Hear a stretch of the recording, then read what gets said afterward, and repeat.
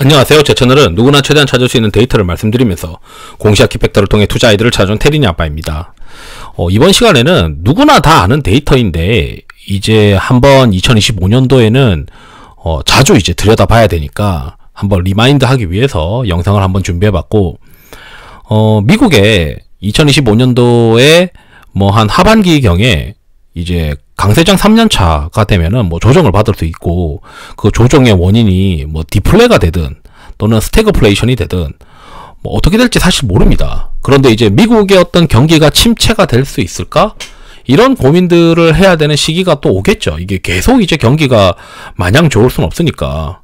그리고 이민법으로 인해서 더 이상 이제 미국에 이 노동자가 공급이 안 되면 결국 이제 이 소비 활동이 둔화될 수밖에 없는 구간들이 올 것이고, 그럼 이제 우리가 어떤 데이터를 계속 봐야 되느냐, 이제 누구나 아는 지표들 두 개를 말씀드리면서 한번 살펴보도록 하겠습니다. 구글에서 장단기 금리차라고 하면은 여기 두 번째 사이트가 있어요. 프레드 사이트에서 이제 연결되어 있는데, 여기서 이제 장단기 금리차가 있고 이거를 맥스라고 누르면 이제 길게 나옵니다. 시장에서 걱정하는 게 뭐냐면, 장단기 금리차가 이제 역전이 되었다가 이게 정상화되면서 여기 음영 표시가 되어 있는 게 여기 불황에 있었던 음영 표시가 이제 이 경기 침체거든요. 여기도. 근데 이게 이제 시장에서 두려워하는 게 뭐냐면, 공통점이 역전되었다가 정상화되면서 여기서 경기 침체가 발생. 여기도 마찬가지로 역전되었다가 정상화되면서 경기 침체 발생.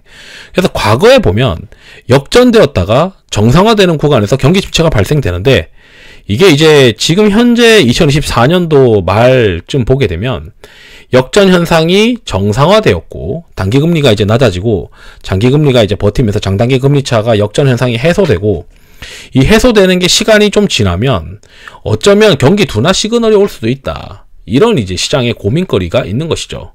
그게 지금 당장이 아니니까 시장이 계속 이제 뭐 우상향하고 있는 그런 모습인데, 우리가 이제 걱정해야 되는 건 2025년 또는 2026년도에도 이런 이슈들이 있지 않을까, 이런 고민들을 해야 되는 시점으로 서서히 왔다라고 이제 말씀드리고 싶어요. 그래서 이제 구글에 OECD 데이터 익스플로러라고 이제 치시면 여기서 이렇게 화면이 뜨게 됩니다. 이 화면에서 여기 이제 액세스 데이터 익스플로러라고 이제 눌러 보시게 되면 이 데이터 explorer oecd.org라고 되어 있어요.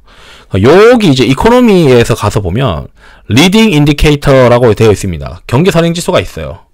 그래서 OECD 경기 선행 지수를 봐야 되는데, 그러면 여기 두 번째 보면 이거 이제 구글로 보면 한국어로 번역하기도 있거든요. OECD 경기 선행 지수에서 요걸 이제 다시 이제 영어로 그 컴포지스트 복합 리딩 인디케이터라고 이제 되어 있어요. 요거를 이제 기간을 정합니다. 이제 기간을 정해서 요걸 이제 뭐 예를 들어 뭐 1998년도 1월부터 최근에 2024년 이제 11월 이렇게 해서 이제 확인을 누르게 되면 이제 우리가 볼 수 있죠. 특히 이제 뭐 테이블로 이제 하고 이제 검색을 하게 되면 여기서 테이블 차트로 과거에서 있었던 OECD 경기 선행 지수를 쭉 볼 수 있습니다. 저 같은 경우는 어떻게 하냐면 엑셀로 2021년도부터 좀 넣어놨어요. 그래서 이거를 YY로 전년 동월 대비해서 이제 비교를 합니다. 특히 이제 중요한 국가가 저한테는 이제 G7, G20, 미국, 한국인데, 이게 한국의 경우에는 이게 언제부터 꺾였냐면 YY가 이제 정점을 찍고 3, 4, 5월 달부터 정점을 찍고 내려가기 시작하는 거예요. 그러니까 한국 시장이 요거만 보게 되면 요 구간에 엄청 힘들었던 거죠.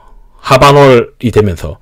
이게 실제 발표가 매월 이제 둘째 주 화요일에 이제 발표된다라고 이제 시장에서 알고 있으니까, 그때 이제 확인해서 이 1월 달부터 계속 이제 확인을 해야 되는데, 이제 한국은 OECD 경기 선행 지수가 이제 안 좋은 구간이 계속 들어가고 있는데, 이제 미국이나 요런 이제 선진국들은 지금 OECD 경기 선행 지수가 다시 올라가고 있는 구간입니다. 그런데 이게 계속 올라갈 수가 없고 결국 이제 2025년도 언젠가는 이게 OECD 경기 선행 지수가 이제 그 하락하는 요인으로 되겠죠. 또는 이제 전월 대비해서도 보는데 이 전월 대비해서도 요렇게 이제 빠지는 구간들이 있다. 근데 이제 YY로 이제 같이 보죠.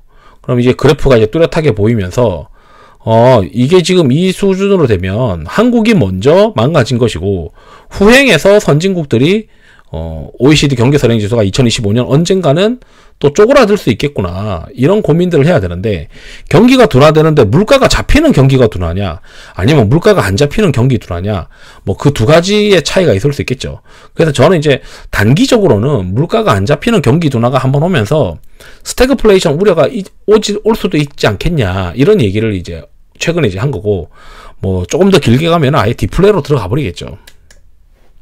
그래서 오늘 이제 말씀드린 건 이 구글에서 장단기 금리차 하면 프레드라고 하는 사이트에서 볼 수 있고 장단기 금리차가 역전된 다음에 정상화되는 구간에서 종종 이제 침체가 과거에 발생했는데 이번에 또 발생할지 안 할지 사실 모릅니다.